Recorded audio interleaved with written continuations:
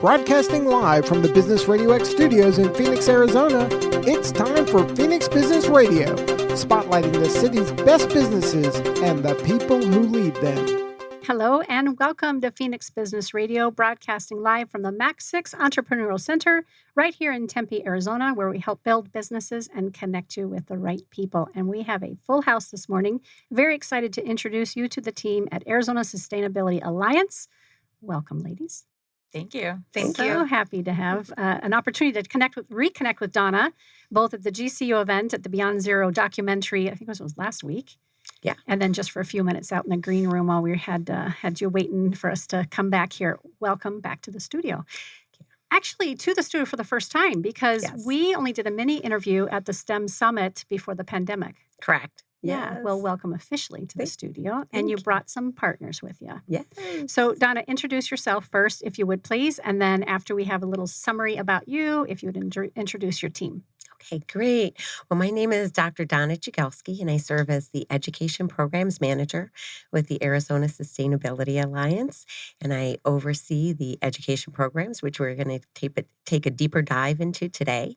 And Michelle Bevins is our COO, and Tori Toth is our marketing and communications, and we are relatively small, but we are a mighty team serving all of Arizona with our 5 priorities. So, okay, I can't wait to hear about the 5 priorities. Tell us a little bit about your background, and then we'll have Michelle and Tori do the same. Great, thank you.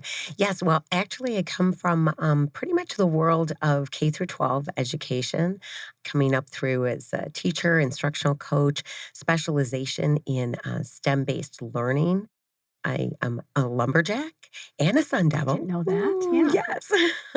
I earned my second master's degree in educational leadership from NAU, and then went on to become a sun devil, earning my doctorate, my EDD in leadership and innovation. And I've just been really blessed to be able to serve so many schools in the state here of Arizona. And then as I transitioned around the time of the pandemic into the nonprofit world, building educational programs with the emphasis of just making the world a better place, just providing educational opportunities to a lot of students, a lot of youth that wouldn't really necessarily have those opportunities, and to just kind of supplement and support what our schools are already doing.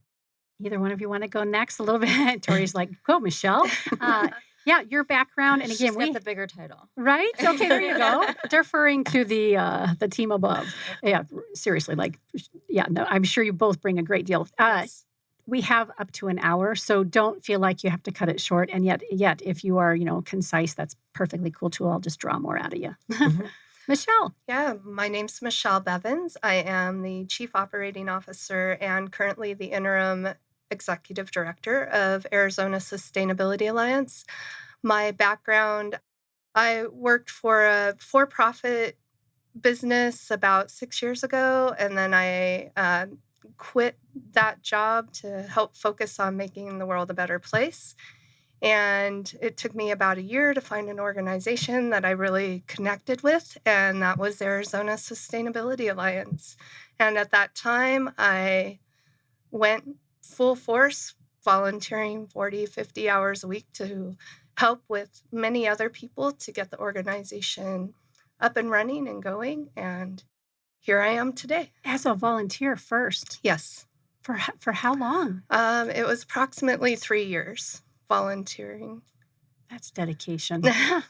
Wow, and commitment. Yeah, and I believe in the organization and the impact that we can have and our potential to go statewide and the projects and programs that we can put into the community. So good. Wow. Tori. Yeah, so I'm the marketing manager for Arizona Sustainability Alliance. I, too, started as a volunteer, but I think I was only a volunteer for 3 weeks before I got offered a part-time job and then recently a full-time position there. I am a recent transplant from New York City, so I've been in the desert for about 2 years now, and I just love its unique climate, and I wanted to learn more about just the environments and getting more involved in the community. And so I took the Urban Heat Leadership Academy, the first of its kind, in 2021. when the city offered it with the Nature Conservancy. And it was an amazing experience. And at graduation, that's where I met Michelle. She was there with AZSA, and I went over to her and said, could I volunteer? Could I do anything? I have a background as a TV reporter, and I also started my own home staging company where I do a lot of marketing and content and online marketing and actually creating marketing for other home stagers and real estate agents. So with that unique background, I really wanted to try and help in this nonprofit organization because I love its mission, and I think more people need to know about it, particularly because the city is growing so much. Yeah. And Michelle, when you met Tori, you're like, yes, we could use you, right? Yes. Anything that you can imagine a business needing, You guys we needed it. need as an organization. And so lucky to have Tori find us. And she has many skills, and happy that she's a part of the team. So glad. Yeah. Don, how did you come? Did you share how you came to? No, The and I was Alliance? just going to be mentioning that because we were talking about our volunteer experience as part of kind of like our introduction and our learning and onboarding. And I too came on board as a volunteer for about close to a year as an outreach coordinator. One of my great passions is just bringing people and organizations together, introducing and discovering what we have in common and how we can support one another and lift each other up. I find that to be so important.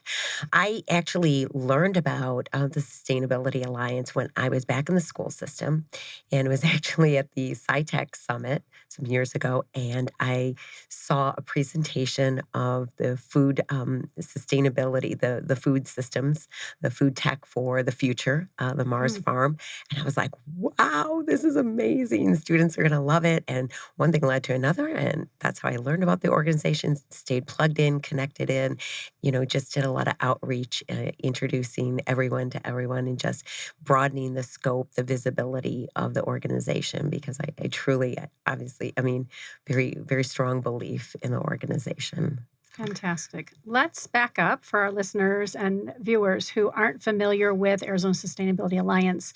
And all of you can chime in. Who are you? Who do you represent? We have little glimpses and pieces of it, but let's do that like little 30 seconds, here's who we are. 30 seconds? Okay, maybe a little bit longer. But earlier I told you sound bites are not necessary. You can take all the time you need. But yeah, what would you typically say as you introduce yourselves as the Alliance? Yeah, so we are a 501c3 nonprofit. We create and support cutting-edge project-based sustainability solutions here in Arizona. We have 5 priority areas. Those are sustainable food systems, urban forestry, conservation, renewable energy, and cities. Within those 5 priority areas, we have 3 cross-cutting themes: workforce development, youth, and education. And so within those 5 priority areas, we have multiple projects and programs going on, and I'll let Donna describe some of the educational programs that we have. Right. Thank you. Yes. Well, we have our food tech for the future. We have Sow It Forward, and we have our urban forestry. And as I mentioned, the food tech for the future was really my introduction into the organization. And that is, if you can, basically what I describe it is the Mars Farm. It's a quote unquote food computer. And when I say a food computer to a lot of students, they think that it makes food. And they're like, oh, can it make chocolate? And I'm like, no, not quite. But it's basically hydroponics and everything. But the sensors and everything really kind of provide a cross between our, boots on the ground, our hands in the dirt, our hands-on experience, but meeting our tech world, our 21st century and beyond, which really kind of goes to Mars. So it offers students the ability to grow food as if they are on Mars, to do that kind of research, the mathematical computations, everything like that. But what I really love about it is that when we're serving our schools, as we know, our schools have like overarching, goals. Every school, every district kind of has the same challenges, has the same goals, everything, but they're all unique. And it offers students the ability as we kind of move into our, sow it forward, vertical gardens and small spaces and, urban forestry, where that intersection is, where, like I said, kind of, getting our hands dirty and everything like that, in the dirt, but with the technological solutions. So it really meets the schools where they are in those unique areas and contextually, where it really opens up a world for students that when we take a look, like our farmers market, and that's something that we highly encourage in our educational programs, is for the students in the schools that we work with, that we partner with, to host a farmers market. And it's not just about the growing food, although there's just such a rewarding experience that you're like, wow, I grew this, and then we eat it together. But it opens up a whole new world, which I describe as holistic learning and holistic education, where there is so much that goes into that. When we take a look at vendors, at distributors, at a farmer's market, that you're developing a business plan, you're understanding math and finance, cost benefit analysis, all of those things, safety, health and safety checks and everything like that, marketing, which, Tori definitely understands that. I mean, QR codes when you pay for, we think about our experience at a farmer's market and QR codes and scanning those things, and brings in, cybersecurity. Yeah, and, is my credit card safe doing this? And all of those components just all emanating out of what we're doing with, food tech for the future and our food sustainability programs, and then just bringing it right down to the ground as far as that we grew this. Wow. So that's the way I like to Yeah. look at it. And that's what I'm so passionate and dedicated about. Tori, anything to add to that from kind of the marketing branding perspective for our listeners?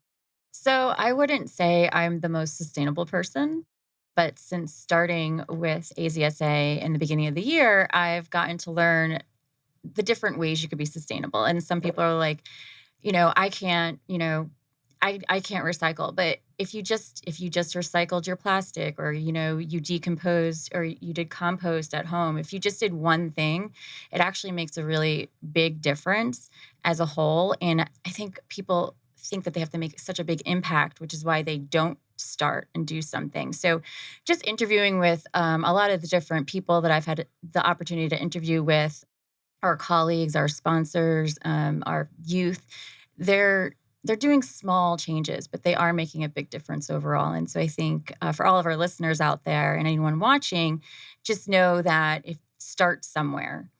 Just start. Yes. Yeah. And we make mistakes along the way, but we have plenty of resources, you guys included, to know how to kind of hone it in. I have a vertical garden in my kitchen, by the way. It has 24 plants. Wow. And I now have the lights because it's too hot outside. Getting ready to put it back outside in mid-November, mid-October. I love it. And I have a 15-year-old still at home with me. So we get to have some of these conversations. And it's like, hey, go grab that lettuce head. And he walks 3 steps, and now we're in the kitchen. And yeah, it's been phenomenal. How do you work with schools, like administration, right? So you do go into schools and you align with the teachers and their curriculum and the principals. Talk a little bit about that from that perspective. And you're speaking to a former assistant principal for Kyrene, by the way, and a 3rd grade teacher for years. Yeah. Right. So you're speaking my language. Yes. Well, I think first and foremost, and especially I'm just speaking for myself and how I approach all of these aspects, is to build relationships. That is really key. And to build those relationships takes time. Getting to know people, on the personal yet, professional level. Like I said, just listening to what their needs are, just confirming that, through paraphrasing. Accountability. I'm very strong on accountability and responsibility. I'll take those key points and make those action items and set those dates and then send out that information and just make sure that I'm staying on track and everything like that. I'm very, very transparent in communications, staying on top of those. And then just, again, meeting schools needs where they are. We know that our schools are extremely challenged, even before the pandemic, with policies that are just from the top down, assessment and everything like that. I think back on my experiences in the classroom and in administration during the month of April. Take, for example, with statewide testing, we were restricted from field trips. For the whole month, we couldn't. And then we turn around in May and we think that, we'll be able to go on a field trip. And it's like, no, there's some more because, well, we're going to be graduating and this is that. And how do we navigate those waters? Because even before the pandemic, that's where technology is a great bridge. But now it's still another layer of challenges, because when we take a look at the work that we are really doing and putting forth, that we're out there, in nature. We're out there planting trees. We're out there in the gardens.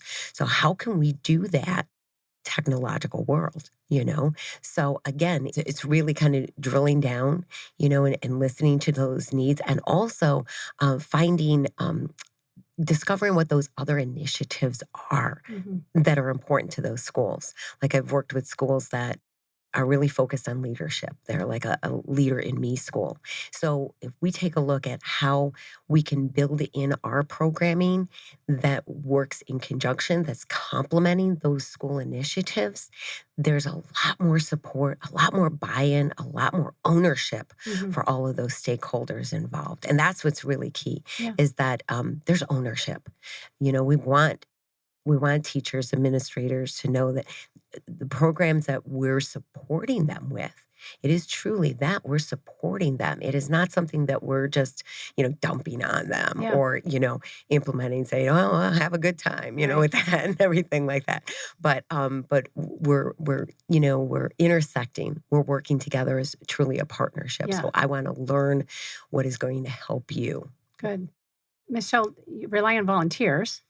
Do these volunteers come from the Alliance, or do they come from the schools you're working with, or does it matter? How does the whole volunteer piece work, and where do you find them?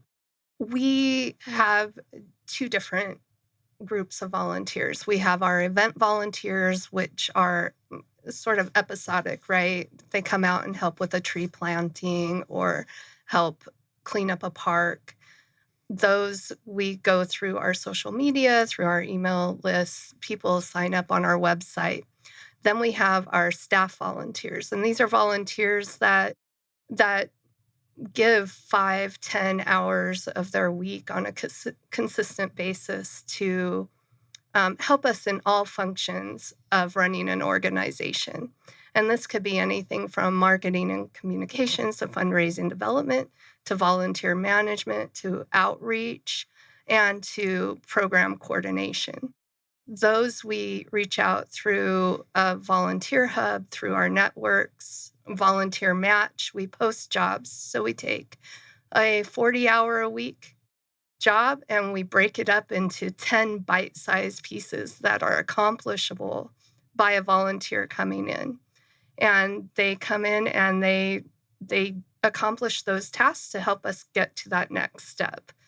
And that's been really key in helping us grow, especially in the first 3 years of the organization, because we were all mostly volunteer at that time. And even though there were some people volunteering 20, 30 more hours a week, those key 5 to 10 hour weeks, they helped us do things that we wouldn't have been able to accomplish on our own, and really helped us build, because right now we are just over 5 years old and we're growing quickly, and it's all due to all those initial volunteers getting in and helping. And then our volunteers that we have now, they help us in different areas. And so sometimes people come to us and ask us, hey, can I volunteer with you? And other people see our postings. And it's written up just as a regular job description. They go through interviews. Yeah. We set the expectations, and then we move forward in that way. Something to add? Were you going to add a piece? I was just going to go back to an example of us working with the school, with Emerson Elementary School. They just had their centennial celebration in February, and we planted a combination of 100 shrubs and trees on their property. So we had the whole entire planting celebration, obviously all the planning ahead of that, which included staff and volunteers. But then we've been back there, I want to say at least 3 or 4, maybe even more different times, educating the teachers on what they can do, like different projects that they could do. Like, how do you create your favorite desert plant out of a piece of paper? Or, this is how you could show them how much water you're actually wasting. So just different tools that they can go back and then teach their children in the new school year. So that's kind of how it all looks. Yeah. When we work together. That's helpful. Yeah. Painting a picture through storytelling and examples is excellent. So Greater Phoenix area, like, is there a specific region that you guys work with? What are the boundaries or parameters? Yeah, right now, most of our projects and programs are in the Phoenix metropolitan area. We have extended out to like Prescott Valley. We're looking, as we create that foundation to grow off of, expanding statewide in a gradual way as we have the capacity to do so. The need is there, just having the funding to do the expansion, because paying for committed people to help move the mission forward is key in getting these projects and programs outside of the valley. I foresee like we could easily grow to statewide in a short period of time with the proper support. Yeah. Where does funding come from? How do you get funded? Yeah. So we get funded through grants, through corporate partnerships, through sponsorships, and individual giving. Majority of our funding right now comes through grants. Okay. And you're a small and mighty team. Do you have a designated grant writer, or does it fall on the 3 of you? Currently, we're soon to have 8.5 employees. Fantastic. So right now we do not have a dedicated one grant writer. It is specific people that work on the grants together as time allows, but we hope in the future to get a designated grant writer. It's very typical for a 5-year 501c3 startup, right? I mean, it makes sense that you're scrapping. Yeah. You guys are very scrappy. I get it. When you look at corporate donations and partnerships and that sort of thing, since this is Business RadioX and our listeners tend to be business owners and or organizations, professional organizations, let's talk about who's a good fit as either an individual donor or a corporate participant. What does that look like? Throwing it back to you. Yeah, Michelle's like, thank you, everyone. The one who came in the room and said, I won't be talking as much. No, just kidding. You're doing great. Yeah, so I would say anyone, right? Right now, I mean, honestly, the work that we're doing is important, and the environment's important, and sustainability is important. So I feel anyone is a good corporate partnership, good donor, like, let's move this mission forward. Anybody who cares about all the things you just mentioned. Yeah. Well, and we're getting our water reduced in the state come 2023, and every business needs water. So this might be a good reason why you want to start looking to support sustainable nonprofits like ours to help make sure that our environment, we're able to maintain living and working in our environment. Yep. Yeah. And it's going to take all of us to make a difference. And it really, like, all of us need to be on board. And so people may not be thinking about this. Want to know more? Come ask us. Ask someone who has the expertise. If you're questioning, ask. Find out more information. We have to do something. And the thing about it is, as we've pointed out so far, I mean, all the aspects of sustainability, conservation, our urban forestry, all of our education programs, they affect and they impact all of us, all the way around. And I mean, I always encourage when I work with the students, teachers, everyone like that, I encourage them to just kind of stop, pause, and take a look around. And when we go out on a walk and we look at our surroundings and we look at the trees and how often, maybe the path that we walk or we run on every morning has new tree growth, and they get support, and everything like that. And they're growing. And it's not just beautification. I mean, it's giving back to the earth. I mean, when I've worked with students, it's dawned on them that, they've got plants, in our vertical gardens or, in the Mars farm. And it dawns on them and says, oh, wow, this is something I need to take care of. It's relying on me. So it is something that really affects and impacts all of us. And in terms of the education programs, I mean, they're so important because we're educating the next and the future generations. And those are going to be the individuals carrying this, mission forward. So Getting a note from our producer. And he's so good at these things. Do you work with other organizations and nonprofits other than schools? So who becomes good partners for you? Do you guys want to speak to that? You know it. Okay. So, yes, we do. So we work with cities throughout the valley. We work with Trees Matter, the Nature Conservancy, American Forests, Arbor Day Foundation, Corazon Latino, and other organizations within the valley. So good. Great shout out. Daryl had a couple suggestions as well. Boys and Girls Club, YMCA, Tiger Mountain Foundation, if you're not familiar with them, right? Yeah, they just put in our garden right here in the Mac 6 parking lot of all places to help with some of our folks who are homeless and needing a place to thrive and make those deep connections. Yeah. So a couple other organizations, I mean, I could probably spend 3 minutes listing all the organizations, but also Habitat for Humanity, U.S. Vets. We're doing a big project on 2 houses for veterans. So good. And all the way from the greening and even talking about tower gardens at those locations as well. So we're doing so much and we have so many partners in these efforts. Yeah. And it's so great that there's so many organizations moving forward in this way. The image I'm getting, and correct me if this is not the right image based on what you're sharing, is I see this like these pieces of cloth, right? So all these different organizations and schools and, of course, your pillars and everything. And the Arizona Sustainability Alliance is the thread that kind of helps everything come together. Is that accurate? I mean, yes. Sure.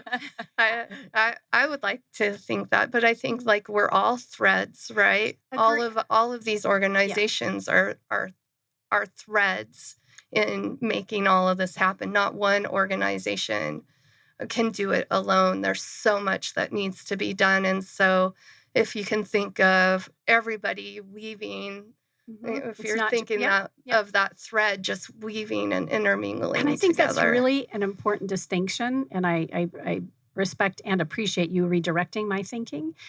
Whether we're a for-profit or nonprofit business, oftentimes people think I'm setting my goals and I'm on my mission, or we are on our mission, and our competition is over here and we can't play in the same field and we got to watch out, the whole scarcity mentality, which is what conscious capitalism is not about, right? I know you're familiar with that, Donna. And so I love hearing that this, we all you had said it earlier, we're all in this together. And through your education and your partnerships and volunteering and you name it, that's how everybody kind of grows together. So I love hearing that. That's how we do everything here at Business RadioX, is really like always listening for opportunities to help, to make introductions, and certainly to grow, because when you succeed, we succeed, right? Yeah. I want to mention one thing to kind of piggyback on that is all of our organizations are also learning from each other too. There might be a best practice that we've found that now we've shared with another organization, or we've consulted with an expert in a field and now, we're collaborating on a project with someone and we learn something new, a better way to do something, a faster way to do something, a more sustainable way to do something. And that's from these collaborations. Mm-hmm. Yeah, and it seems that the three of you have that threaded through your personalities too, right? I love hearing that.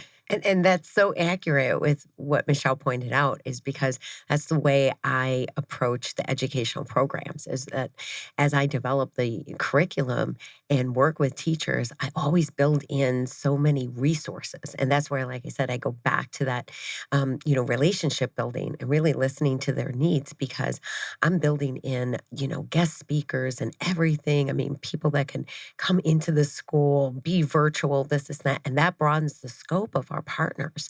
I mean, into the world of, academia, or universities, colleges, everything, corporate partnerships, because now I'm seeking out, somebody with a specialization in X, Y, or Z to fulfill this need that I've listened to, that I've heard from the teachers, because again, I'm trying to kind of reduce, the effort, the work, that they're doing, and take that off their plate, rather than there's something that's added on, where I'm saying, hey, I'll connect you to so-and-so to help move the students' learning forward in these areas. So, yeah. Tori, question for you. Where you guys are on social media, on what different platforms? We are on Facebook, Instagram, Twitter, LinkedIn. Oh gosh, you're everywhere. YouTube. Yeah, you name it, we're Not on Pinterest yet, but we're working on it. Yeah. Maybe a little TikTok soon. So good. And who do you find typically? Is it the volunteers? Is it corporate donors, individual donors? Who do you tend to hear from the most? Do you know who that is? Through those, maybe it obviously varies for the platform, right? I'd imagine LinkedIn is corporation, that sort of thing. Yeah, it's kind of across, it's both. It's not always, the immediate engagement that happens on social media anyway. But it's when they see us in person and they go tell Michelle, like, oh, I saw that post on this thing that you guys did. Yes. And so it's seeing people out there and getting them to respond that way. I think that's just with social media in general. Right.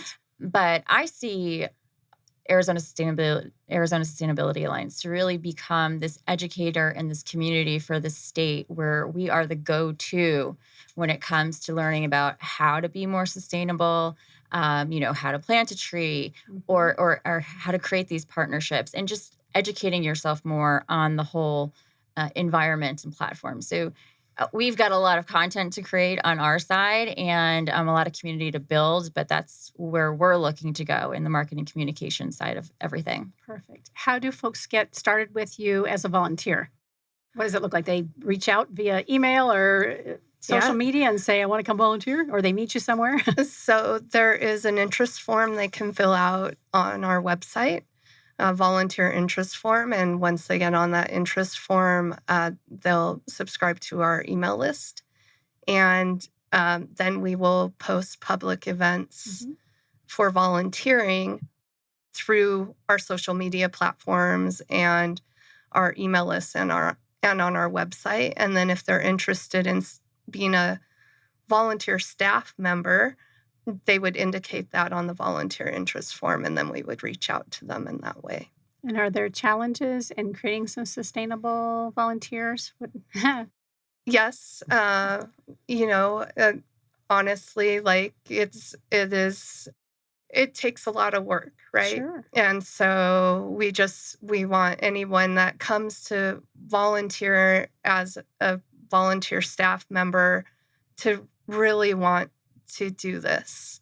And you guys are great testimonies to that, right? Yeah. Because each of your origin stories were, hey, I volunteered first, some of you for a really long time.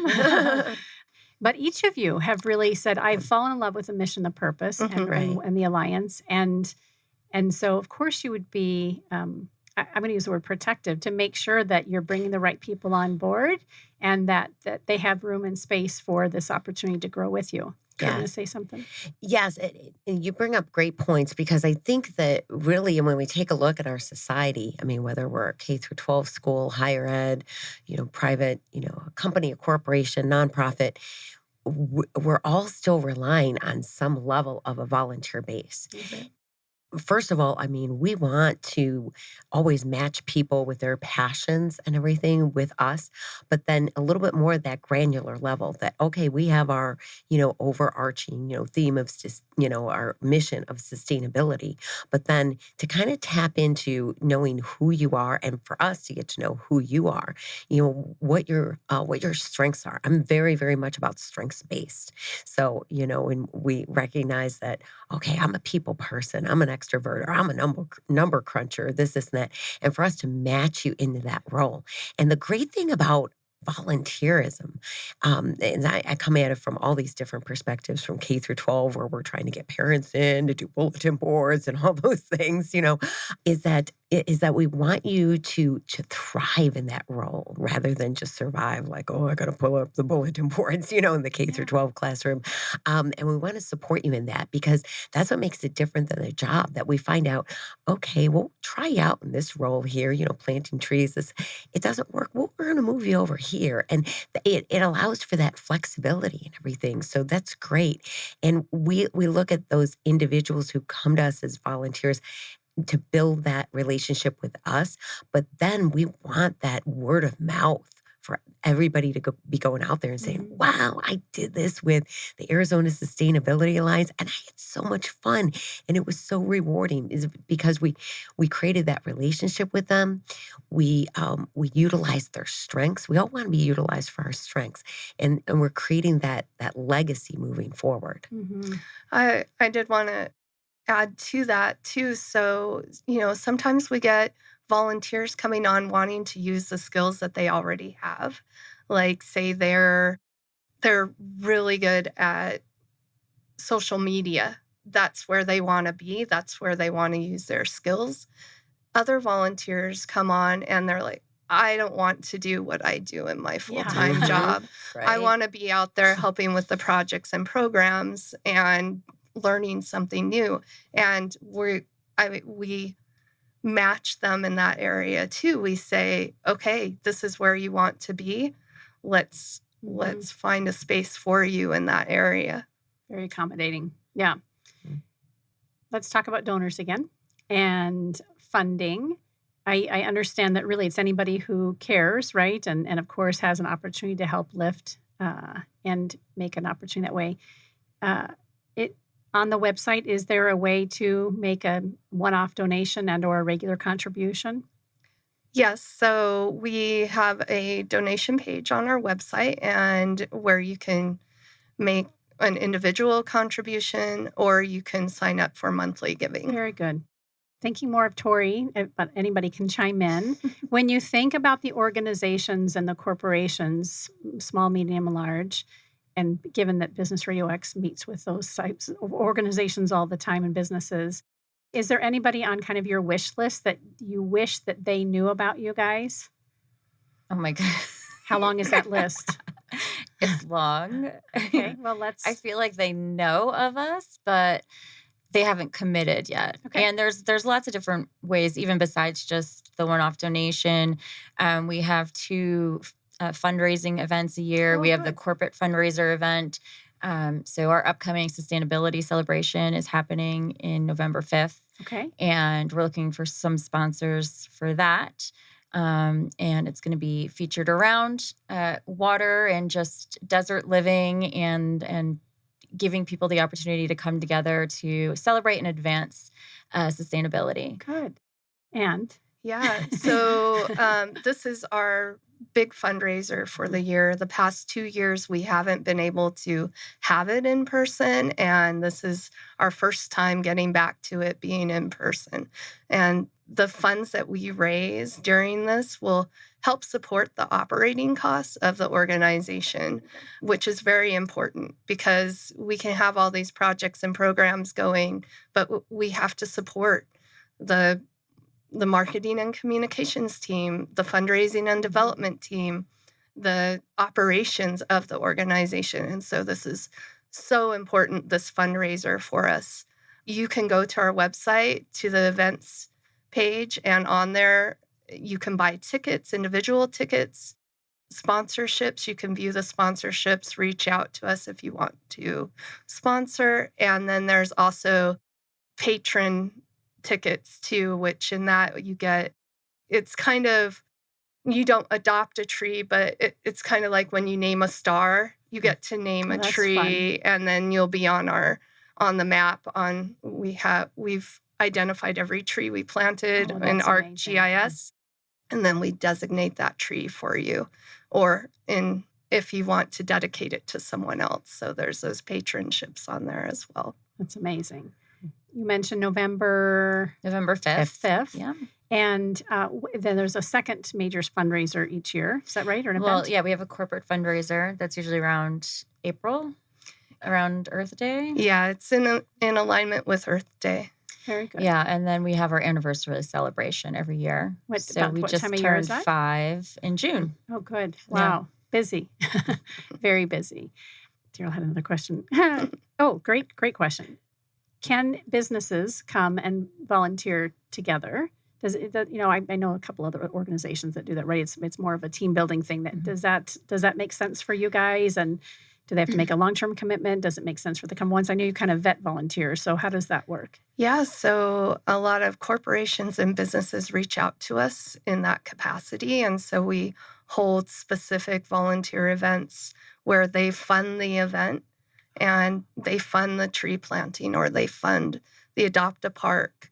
And then their whole team comes out and volunteers. That's great. An example was back in April, the day before our corporate Earth Day event, Microsoft and onsemi came out, and they helped remove almost a ton of invasive plant species from the park. Wow. In a matter of 4 hours. So that's impressive. So different corporations come and help us with our efforts, and those are a big part of our funding and our impact. Yeah, huge. And I think Great examples. Those are absolutely great, because this is where individuals get to see firsthand what we do and the impact that we make. So it's not just like someone that's blindly, just writing out a check or, donating money to just, a name of an organization, but they actually get to see what we do and what we're all about. Meet the people, meet us, meet one another, other volunteers and everything like that, to just really see who all makes this happen, that it's not just magic, the rain comes down and, grows everything. Yeah. So. Yeah. Well, and they're able to also maybe potentially meet another part of the city that they don't normally go to, just seeing different parts of your community, as well as they also learn during those things too. Even just the example that you just shared is a perfect idea of how. Well, then they're also kind of emotionally attached to it too, because they'll come back and be like, I planted that tree, and they'll come back in a couple of years and be like, I can't believe this tree got this big, or I can't believe, we have to come back in and do invasive removals again, because our community is an organism, so it's going to keep growing, and it's that emotional connection that's going to keep us tied to it. Mm-hmm. And then just speaking of the corporate relationships we have, we're building in these lunch and learns with the corporations, or the businesses. So we'll go, and part of our team is going to one today. They're going to a company, and they're presenting on AZSA, what we do, engaging the employees there. So there's the lunch and learns where we talk about AZSA and what we do, and then we're developing lunch and learns around sustainability, so that we can go into those corporations and it's brilliant and educate the employees on how to be more sustainable in their lives and the work that they do in their communities. It's a great way to spread the word very quickly.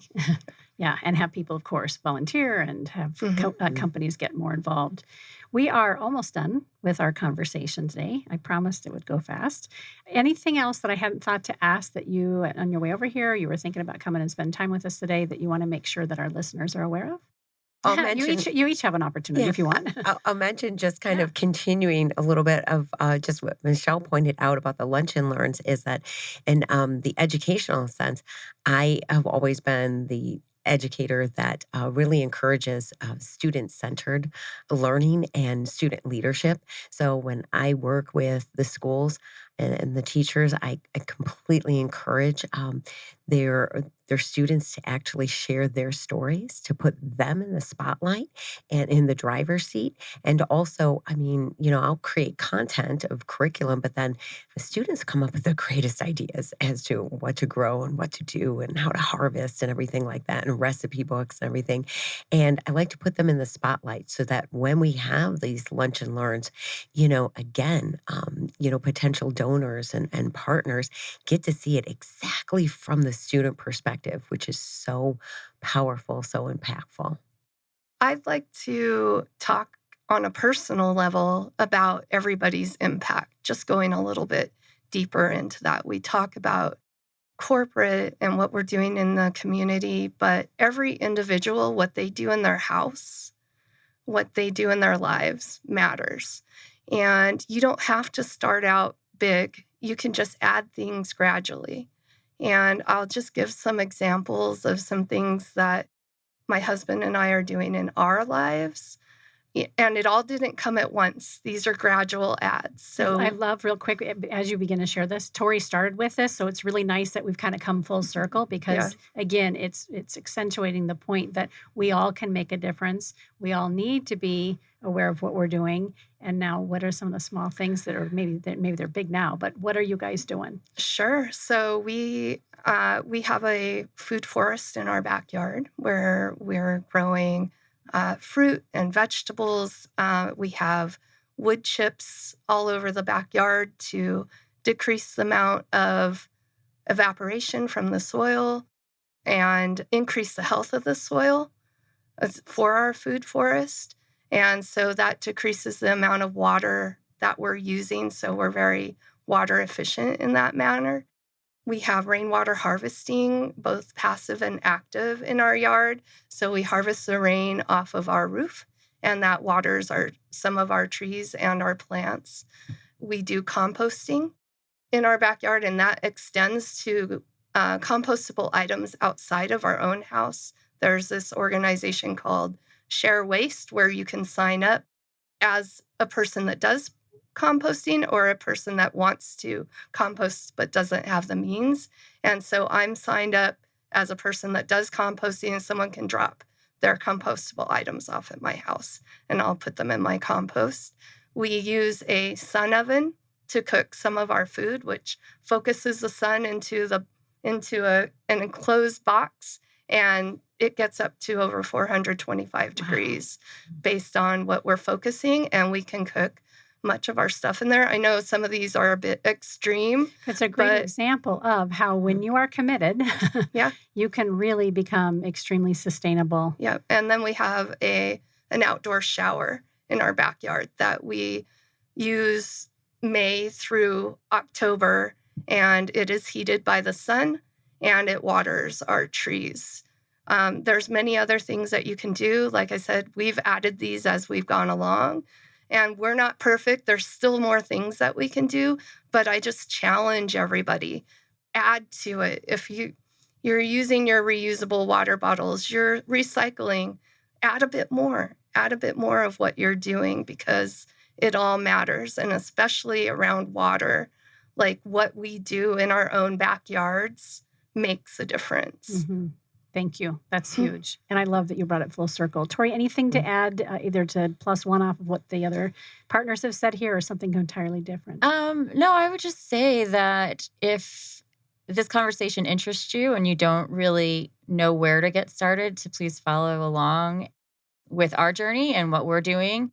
We would love for you to engage in the community and obviously ask questions. And maybe there's things that you do that we don't do that we would love to know more about. So again, it's that whole coming together and trying to make this state the best sustainable state it can be under the most extreme circumstances. Mm-hmm. So well said. You all have been a great pleasure to connect with. Hopefully, after today, you'll have some new folks very interested in what you're up to. And yeah, thank you for doing what you're doing. Tori, you had mentioned that you're not the most sustainable person. I feel the same way. I have some areas of knowledge, but listening to Michelle, I'm like, oh my gosh, I can do so much more. Yes. and that's the idea, right? That's why the Alliance is here, so that we can learn, we can grow, and we can, piggyback back off of each other's ideas. So thank you for the education and the opportunity today. Tell us again where we can find you guys. It's azsustainabilityalliance.com. Yes, correct. Yep. And then on all social media platforms, is there a particular handle to listen for or watch? AZ Sustain. Okay. Is our Twitter, Instagram. Find us Arizona Sustainability Alliance on Facebook. Yeah, we're everywhere, and all you got to do is go to the website, and you'll see. Yeah. Oh, they'll have all the the tags icons for it. too. Yeah, she's done her job. She knows what she's doing. Very good. Well, you've been listening to Phoenix Business Radio, broadcasting live from the Max 6 Entrepreneurial Center right here in Tempe, Arizona. Some media leans left, some lean right, and we lean business and nonprofits and sustainability. Thank you so much for joining us today. We'll see you again soon.